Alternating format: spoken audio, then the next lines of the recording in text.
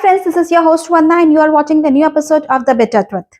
पिछले कुछ समय से बांग्लादेश में हो रहे उग्र प्रदर्शन के परिणाम स्वरूप फाइनली बांग्लादेश की पीएम शेख हसीना का तख्ता पलट कर ही दिया गया और उसके बाद शेख हसीना को बांग्लादेश से अपनी जान बचाकर भारत में शरण लेनी पड़ी और उसके तुरंत बाद ही वॉयलेंट प्रोटेस्टर्स ने, या दूसरे शब्दों में उनको आतंकवादी कहें, तो उनके आवास पर जाकर धावा बोलते हुए कब्जा कर लिया, लूटपाट मचाई, उनके घर पर कीमती सामान जाकर चुराए और उस यहाँ तक कि वो इतना गिर गए कि उनके अंडरगारमेंट्स हाथ में लेकर हवा में लहराते हुए नजर आए। और कुछ प्रोटेस्टर्स ने शेख मुजीबुर रहमान के स्टैचू को तोड़ फोड़ कर नुकसान पहुंचाया। यहाँ तक कि कुछ प्रोटेस्टर्स तो उनकी प्रतिभा में पेशाब करते हुए नजर आए और नीचे खड़े लोग ताली बजाते हुए नजर आए। तो आप समझ सकते हैं कि किस मानसिकता के लोग वहां पर होंगे, या यूं कहें कि कितने जानवर लोग हैं वहां पर। तो ऐसा कहा जाता है कि मुजीबुर रहमान बांग्लादेश के एक महापुरुषों में से थे और जो लोग ये सब जो प्रतिमा तोड़ फोड़ कर रहे हैं या जो गंदी हरकतें करते हुए नजर आ रहे हैं, ये मानिए कि ये लोग जानवर से बदतर ही होंगे। हालांकि वहां की आर्मी ने इस सिचुएशन पे काफी हद तक कंट्रोल पा लिया है और वहां पर एक इंटरिम गवर्नमेंट बनाने का प्रयास भी चल रहा है। इसके बावजूद वहां पर तोड़ फोड़, लूट मार, चोरी, रेप वहां पर अभी भी जारी है और इससे सबसे ज्यादा प्रभावित बांग्लादेश के हिंदू हैं। हिंदू आबादी हो रही है। बांग्लादेश में हिंदुओं और मंदिरों पर लगातार हमले हो रहे हैं। वहां अब तक के 100 से ज्यादा हिंदू मारे जा चुके हैं। छोटी बच्चियों को उठाकर उनके साथ रेप किया जा रहा है, औरतों के साथ गलत हरकतें करी जा रही हैं, मंदिरों को जलाया जा रहा है और वहां हिंदुओं के घरों में आग लगाई जा रही है। तो आप ऐसा मानिए कि अब वहां की 1.5 करोड़ हिंदू आबादी पूरी खतरे में है। इसमें कोई संदेह नहीं है कि जमात जैसे कट्टरपंथी अब बांग्लादेश पर राज करेंगे और हिंदुओं की स्थिति खराब या बद से बदतर होती जाएगी। तो ये वो लोग हैं जो पाकिस्तान समर्थित जिहादी संगठन है और शेख हसीना को वो इसलिए पसंद नहीं करते क्योंकि ज्यादातर शेख हसीना भारत के प्रति उनका नम्र रवैया रहा है और ज्यादातर मौकों पर वो भारत के साथ खड़ी होती नजर आई हैं। और मजे की बात यह है कि इस तख्ता पलट से भारत के कुछ या कहें बहुत सारे गद्दार खुश होते हुए नजर आ रहे हैं और अपनी मंशा जाहिर कर रहे हैं कि भारत में भी इसी तरीके का तख्ता पलट होना चाहिए और मोदी सरकार को जड़ से उखाड़ फेंकने की कोशिश है उनकी। खैर, इसके बारे में तो हम इस वीडियो में अभी आगे चर्चा करेंगे, लेकिन सबसे पहले आइए ये जानते हैं कि जो बांग्लादेश में तख्ता पलट हुआ है उसका असल मुद्दा रिजर्वेशन ही था या इसके पीछे कोई इंटरनेशनल कॉन्स्पिरेसी थी। तो जब 1971 में बांग्लादेश का क्रिएशन हुआ तो 72 में बांग्लादेश में फ्रीडम फाइटर्स के लिए 30% कोटा रिजर्व किया गया, गवर्नमेंट जॉब्स में और अदर बेनिफिट्स में भी। उसके बाद में फिर जब शेख हसीना के पीएम बनने के बाद इसे 2 बार एक्सटेंड किया गया। पहले तो फ्रीडम फाइटर्स के बच्चों के लिए और उसके बाद फ्रीडम फाइटर्स के ग्रैंड चिल्ड्रंस के लिए भी। लेकिन आम धारणा के अनुसार ये जो बेनिफिट्स हैं, जो कोटा रिजर्वेशन के बेनिफिट्स हैं, ये शेख हसीना को और उनके सपोर्टर्स को ही मिलता रहा। तो देखा जाए तो बांग्लादेश में इस मुद्दे पर कई बार सवाल उठे हैं और प्रोटेस्ट हो चुका है। हालांकि 2018 में एक बहुत बड़ा वॉयलेंट प्रोटेस्ट हुआ था इसी रिजर्वेशन कोटा को लेकर, एंड देन जो पीएम शेख हसीना थी उन्होंने इस रिजर्वेशन कोटा को पूरी तरीके से खत्म कर दिया था। उसके बाद जाकर ये प्रोटेस्ट शांत हुआ। अब इसके बाद क्या हुआ, फिर कुछ लोग सरकार के निर्णय के खिलाफ हाईकोर्ट गए और फिर अपील की कि 30% रिजर्वेशन फिर से आना चाहिए। तो फिर क्या हुआ कि हाई कोर्ट ने ये शेख हसीना का डिसीजन को पलटते हुए या खारिज करते हुए फिर से 30% रिजर्वेशन अप्लाई कर दिया। अब इसके बाद फिर से उग्र प्रदर्शन शुरू हुआ वहां बांग्लादेश में। अब ये हाई कोर्ट का डिसीजन आया कि 30% रिजर्वेशन फिर से लागू होगा, तो उसको देखते हुए फिर से प्रदर्शन शुरू हुआ, प्रोटेस्ट शुरू हुआ और सरकार से मांग करी गई कि ये जो हाई कोर्ट का डिसीजन है इसको रद्द किया जाए और इसके अगेंस्ट फिर से एक वॉयलेंट प्रोटेस्ट के रूप में इसने जन्म लिया। अब इस प्रोटेस्ट से निपटने के लिए सरकार ने काफी शक्ति से काम लिया, काफी आर्मी को फ्री हैंड्स दिए, और जिसमें जो है कई लोगों की जान गई और कई लोगों को गिरफ्तार भी किया गया। अब ये जो प्रोटेस्ट था बांग्लादेश में, और जो सरकार ने जो शक्ति दिखाई इससे निपटने के लिए, तो सरकार का ये कहना था, शेख हसीना सरकार का ये कहना था कि ये जो प्रोटेस्ट है, जो ये वॉयलेंट प्रोटेस्ट है, ये स्टूडेंट्स की आड़ में जमाती लोग हैं और इनसे निपटने के लिए हमें ये सख्ती करनी पड़ी या कार्रवाई करनी ही पड़ी। वैसे अगर देखा जाए तो शेख हसीना सरकार की इस बात पे दम है, क्योंकि जो ये वॉयलेंट प्रोटेस्ट बांग्लादेश में हो रहे थे पहले और अब भी हो रहे हैं, जिस तरीके की न्यूज आ रही है, जिस तरीके के वीडियोस आ रहे हैं, ये अकेले सिर्फ स्टूडेंट्स का काम नहीं हो सकता। इसके पीछे या कह सकते हो इनकी आड़ में जमाती और अपोजिशन पार्टीज का पूरा पूरा हाथ है। अब इसके बाद जानिए क्या होता है कि इसके बाद जो इतना सब कुछ वॉयलेंट प्रोटेस्ट और सब कुछ को देखते हुए सुप्रीम कोर्ट इस मामले में इंटरवीन करती है, और फिर जो ये 30% रिजर्वेशन का जो डिसीजन था, इसको रद्द करते हुए रिजर्वेशन सिर्फ 5% या कहें 2% जो माइनॉरिटीज को लेके 7% तक सीमित करती है। तो मतलब 93% जो रिजर्वेशंस था या पोजीशंस थी वो मेरिट के लिए ओपन हो गई। तरीके से देखा जाए तो ये प्रोटेस्टर्स की जीत थी, सारा मामला शांत हो जाना चाहिए था।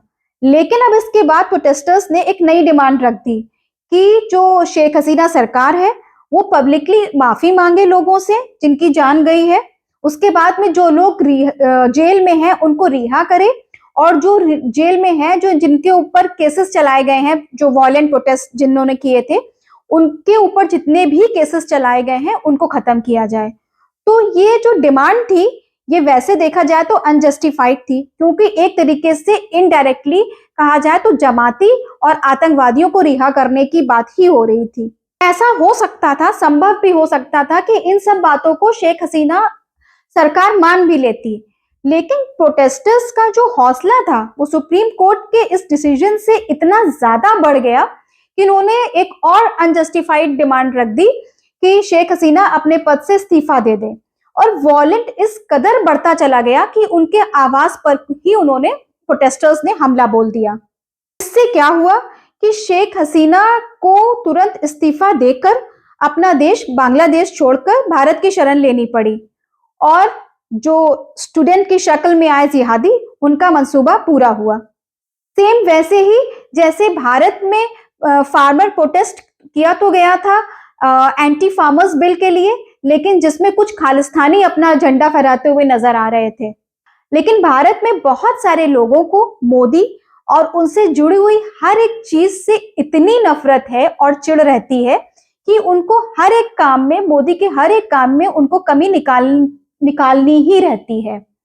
और यही रीजन था कि उनको शेख हसीना और मोदी की दोस्ती रास नहीं आ रही थी, और जब बांग्लादेश में जैसे ही इस तख्ता पलट की खबरें आने लगी तो उनके अंदर एक खुशी की लहर जैसे छा गई और एक सेलिब्रेशन का माहौल बन गया, क्योंकि शेख हसीना और मोदी सरकार में काफी अच्छी पॉलिटिकल अंडरस्टैंडिंग या ट्यूनिंग थी। बांग्लादेश और इंडिया की 5 राज्य जो है अपने 2200 किलोमीटर्स की बॉर्डर शेयर करते हैं, जिससे पहले काफी हद तक बड़े पैमाने पर इन्हीं बॉर्डर से घुसपैठियों और टेररिस्ट की वारदातें होती रहती थी। लेकिन मोदी के प्रयासों के बाद और शेख हसीना की मदद से इन घुसपैठियों और टेररिस्ट एलिमेंट्स में काफी हद तक कमी और बॉर्डर में स्टेबिलिटी मेंटेन होने लगी थी। लेकिन इससे पाकिस्तान की आईएसआई और जमात में बौखलाहट बढ़ती गई। उनको ये राशि नहीं आ रहा था कि इतनी ज्यादा बॉर्डर पे स्टेबिलिटी या कहें कोई टेररिस्ट एक्टिविटी क्यों नहीं हो पा रही है। और यही रीजन है कि पाकिस्तान की आईएसआई और जमात स्टूडेंट की आड़ में शेख हसीना को जड़ से उखाड़ने में लग गए और अंत में अपने मंसूबे में कामयाब हो गए। वहां पर बांग्लादेश पर उन्होंने इस तरीके का तख्ता पलट करवा ही दिया। और इसके अलावा शेख हसीना ने 1 बिलियन रिवर डेवलपमेंट प्रोजेक्ट और अपने सबसे बड़े पोर्ट के ऑपरेशंस का जो कॉन्ट्रैक्ट है वो चीन को ना देकर इंडिया को दिया था। अब इससे चाइना भी बौखलाया हुआ था, और ऐसा सुनने में भी आ रहा है कि अमेरिकन एजेंसी CIA भी इसमें इन्वॉल्व है, क्योंकि शेख हसीना ने ये खुद स्टेटमेंट दिया था कि कुछ महीने पहले अमेरिका ने उनसे मुलाकात की और उनसे बांग्लादेश और म्यांमार का कुछ हिस्सा मांगने की चाहत रखी कि वो एक अमेरिका एक क्रिश्चियन छोटी सी क्रिश्चियन कंट्री वहां पर बनाना चाहता है। और अगर शेख हसीना इस ऑफर के लिए राजी हो जाती हैं तो अमेरिका उनको पूरी तरह से सपोर्ट करेगा और हेल्प करेगा। बट शेख हसीना ने इस ऑफर को मना कर दिया। अब इससे उस इलाके में बेस बनाने के मंसूबे ना पूरे होने पर अमेरिका भी जो है शेख हसीना के खिलाफ हो गया। तो कुल मिलाकर देखा जाए तो भारत के अलावा बाकी सारी इंपॉर्टेंट शक्तियां शेख हसीना के खिलाफ ही थी। तो अगर सारे एंगल्स को एनालाइज किया जाए तो ये साफ साफ समझ में आता है कि रिजर्वेशन के अगेंस्ट जो प्रोटेस्ट था वो सिर्फ एक बहाना था। रियल ऑब्जेक्टिव तो ये था कि शेख हसीना की सरकार का तख्ता पलट करना। अब देखा जाए तो इस मामले में जो बांग्लादेशी हिंदू हैं उनसे इस मामले में कोई भी लेना देना नहीं था, लेकिन फिर भी सबसे ज्यादा क्राइम बांग्लादेश में हिंदुओं के साथ ही उजागर हो रहा है। औरतों के साथ रेप हो रहा है, छोटी बच्चियों को किडनैप करके उनके साथ गलत हरकतें कर रहे हैं, हिंदुओं के घरों को जला रहे हैं, मंदिर में तोड़फोड़ कर रहे हैं। तो ये समझिए कि कुल मिलाकर बांग्लादेश की जो हिंदू आबादी है वो पूरी की पूरी खतरे में है। लेकिन भारत में बैठे बहुत सारे गद्दार और जिनमें से बहुत सारे हिंदू सेक्युलर भी हैं, उन्हें बांग्लादेश में हो रहे हिंदुओं के साथ जो भी अत्याचार है वो नहीं दिख रहा। इस मामले में उन्होंने अपनी पूरी तरीके से आंखें मूंद ली हैं, बल्कि उनके बीच में इतनी खुशी की लहर है और इतना सेलिब्रेशन है कि इसे वो भीड़ की शक्ति बता रहे हैं। और ऐसे दृश्य देखने को भारत में ऐसे मंसूबे बना रहे हैं और ऐसे दृश्य देखने को भारत में बेताब है और लोगों को भड़का रहे हैं। और क्या कहा जाए कि इन दोगले गद्दारों के दिल में गाजा के लिए इतना प्रेम था इनकी वहां के जो दृश्य थे उन देखकर उनका कलेजा फटा जा रहा था। और उन्होंने कैंपेन भी चलाया कि ऑल आइज ऑन गाजा। लेकिन भारत में जो बांग्लादेश में जो हिंदू हैं उनको देखकर इनका कलेजा नहीं फट रहा। और वहां पर जो हिंदुओं के साथ अत्याचार हो रहा है, बच्चियों के साथ जो गलत काम हो रहा है, औरतों के साथ हो रहा है, जो सरेआम मारे जा रहे हैं जिनका कोई इस मामले से लेना देना नहीं है, उस पर उन्होंने आंखें मूंद ली है, या कहें उनकी आंखों में मोतियाबिंद ही हो गया है। ये मानिए कि अभी तक इंडी गठबंधन से जो बांग्लादेश में हिंदुओं के साथ जो हो रहा है, जो वहां पर अत्याचार हो रहा है, उनकी तरफ से एक भी स्टेटमेंट नहीं आया। अभी और कहीं हो रहा होता, all eyes on Gaza, all eyes on Rafah, तो बड़े आराम से ये सारे कैंपेन चल रहे होते और ट्वीट पे ट्वीट चल ही रहे होते। लेकिन उनको हिंदुओं का दुख दर्द मतलब दिखना ही नहीं है, देखना ही नहीं है।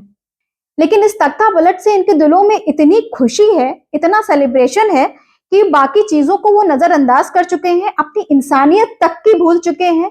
अब वो एक पहले हिंदू हैं, वो तक की भूल चुके हैं और ये बयान देते हुए नजर आ रहे हैं कि तानाशाही थी तो ये सरकार तो गिरनी थी।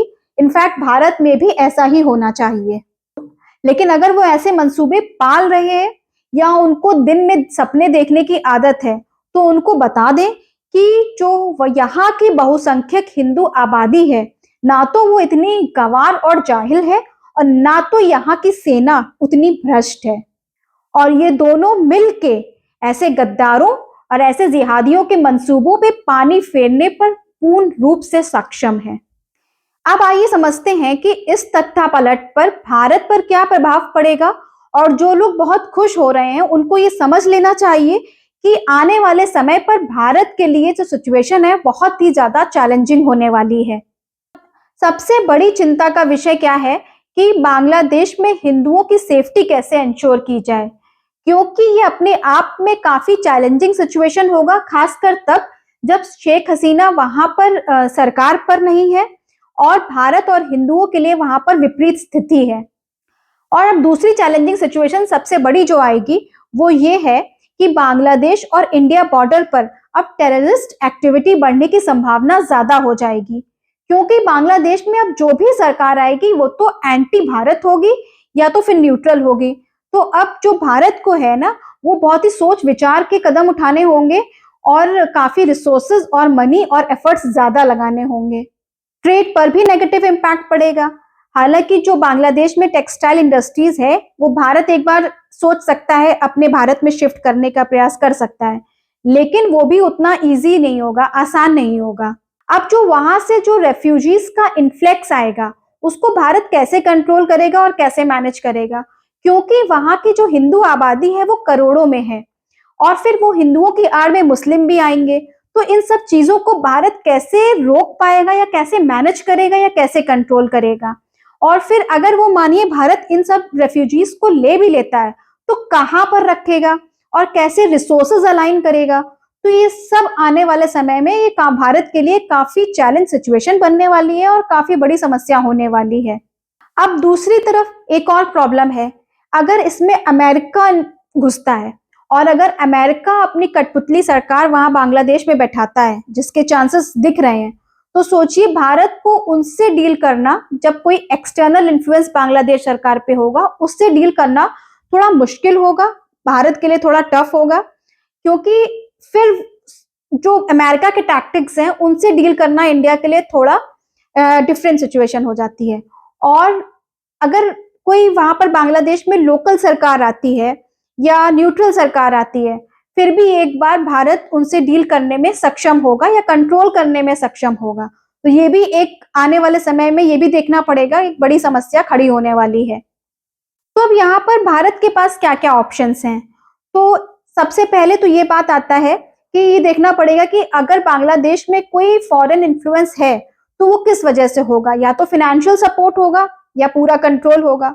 तो उससे डील करने के लिए शायद भारत सरकार को उस प्रेशर को ईज आउट करना पड़ेगा, बांग्लादेश की नई सरकार से डील करके उस प्रेशर को ईज आउट करना होगा और शायद वहां बांग्लादेश में कुछ इन्वेस्टमेंट करना होगा या कुछ आर्थिक हेल्प करनी पड़ेगी। और साथ ही मुझे लगता है मिलिट्री और इंटेलिजेंस सपोर्ट देना पड़ेगा, जिससे कि वहां की सरकार पे भारत का पूरा सिग्निफिकेंट इन्फ्लुएंस रहे और एक्सटर्नल इन्फ्लुएंस को भी वो कंट्रोल किया जा सके। इसमें तो अच्छा होगा कि भारत एक कैरेट एंड स्टिक वाली पॉलिसी को अपनाते हुए एक बैलेंसिंग अप्रोच रखे और एक बड़े भाई की भूमिका निभाए। तो फ्रेंड्स, आज के वीडियो में बस इतना ही। अगर वीडियो पसंद आया हो तो लाइक, शेयर और सब्सक्राइब करें और बेल आइकन बटन दबाना ना भूलें, जिससे आपको लेटेस्ट मेरे वीडियोस और अपडेट्स मिलते रहें। जब तक के लिए नमस्कार।